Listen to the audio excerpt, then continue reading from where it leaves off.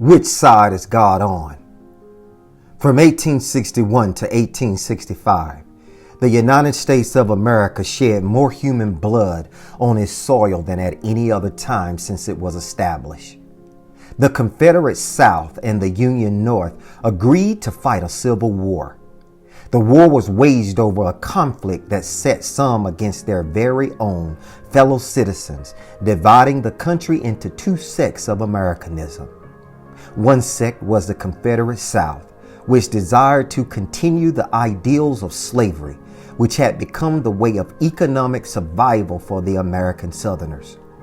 Some slaves of the South likewise fought on the side of their Confederate masters because they felt the duty to fight for everything he and their masters had toiled over through the years.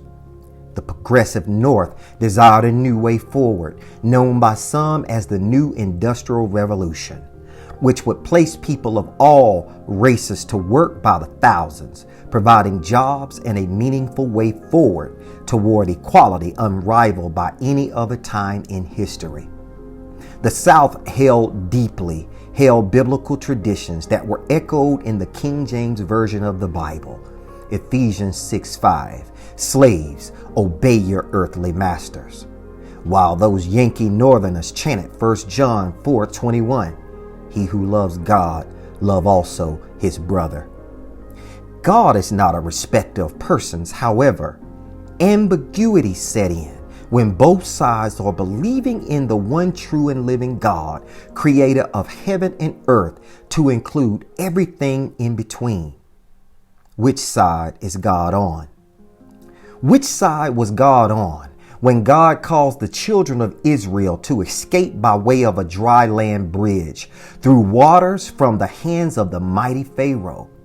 Needless to say, why would God allow Egypt to become such a powerful wonder in the first place?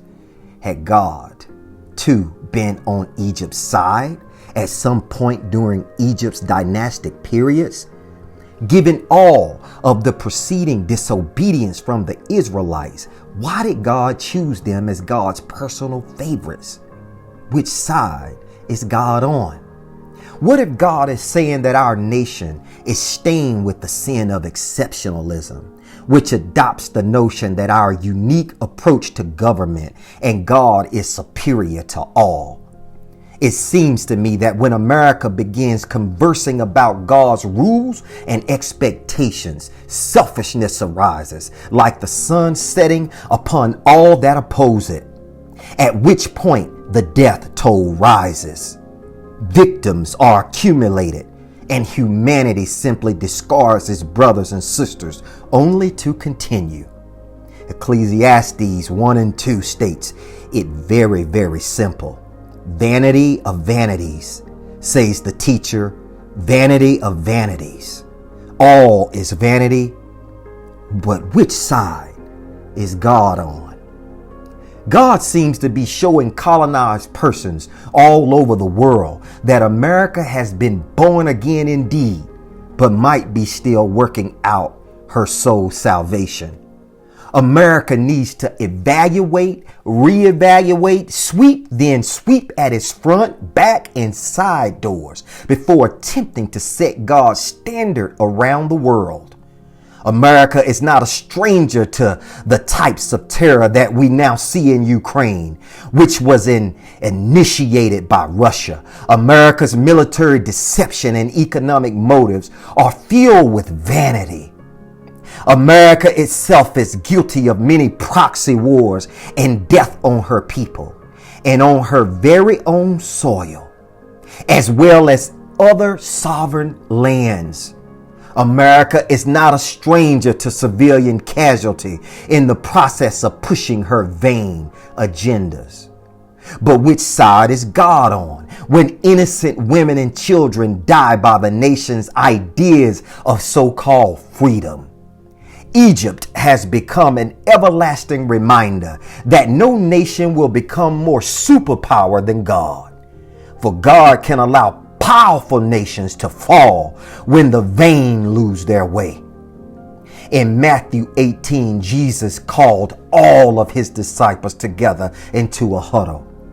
Now, just before he had called the disciples, they were reasoning in previous verses of Matthew 17 concerning their inability to operate in the power that Jesus did when he delivered the young boy from a demon, followed by a lesson about having faith as a grain of a mustard seed. And in Matthew 18, the disciples came to Jesus and asked, "Who is the greatest in the kingdom of heaven?" Jesus called a child to stand among them as they huddled together. Jesus then makes the most astonishing statement that I think I've ever heard in my entire life. He simply said this: "Whoever becomes humble like this child is the greatest in the kingdom of heaven."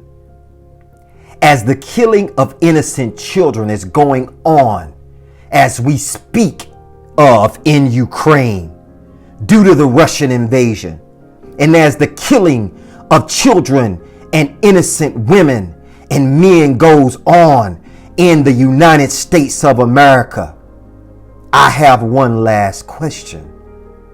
Which side is God on?